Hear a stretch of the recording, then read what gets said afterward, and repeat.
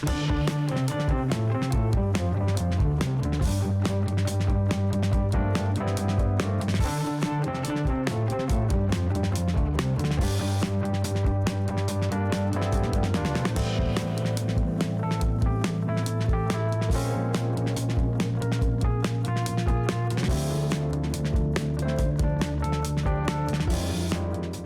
some of you may know my main phone is the X100 Ultra from Vivo.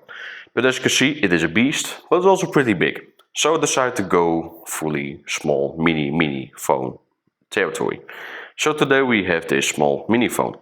And the fun thing with this phone, as you can see on the back, it has a design of a Xiaomi on the rear.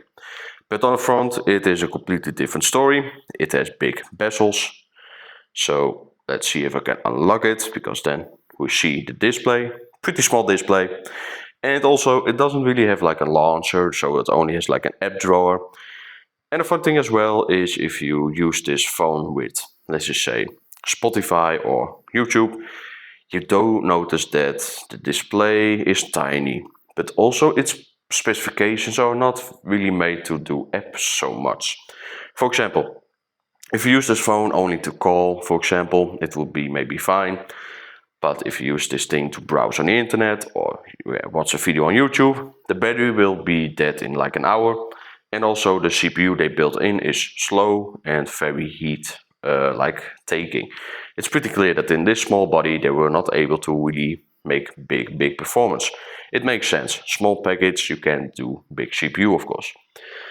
But there's one thing that I think is the worst on this thing, and that's the camera. For example, I can make a picture from my light here. When it takes, there it is.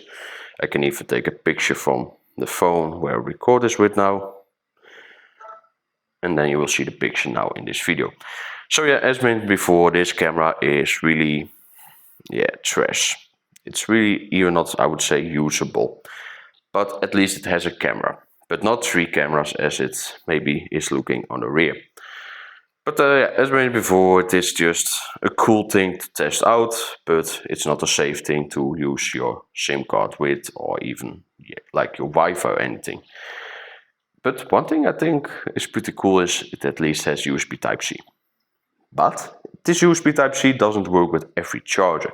So I was not able to charge this phone with my phone charger and everything, but only with the cable that was included on other cheap cable from ALIEXPRESS. So this means they have some kind of thing on the port that it only works with some longer USB-C cable plugs. So yeah, overall pretty cool to at least test this thing out. I really was like, oh, let's just buy it and see how this thing performs. And yes, for one-hand use, it's pretty clear. But as soon as you go to browser, as soon as you want to type something, this keyboard is really the annoying thing about this small form factor. But yeah, overall, cool thing, but yeah, not the safest thing to use as a backup for your phone. Hope you guys enjoyed this video, and see you all in the next one.